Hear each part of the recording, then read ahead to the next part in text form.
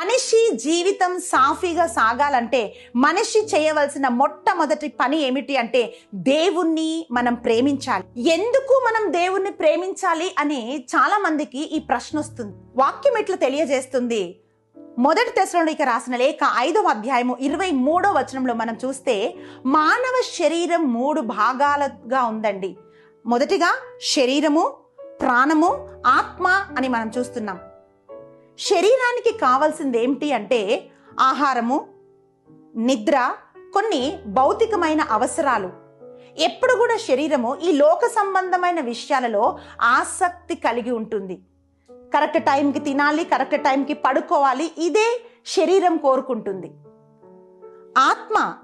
ఆత్మకి ఏం కావాలంటే దేవుని ప్రసన్నత, దేవుని సన్నిధి ఆత్మకు కావాలి. మూడోదిగా మనం చూస్తే సోల్ అంటున్నాం.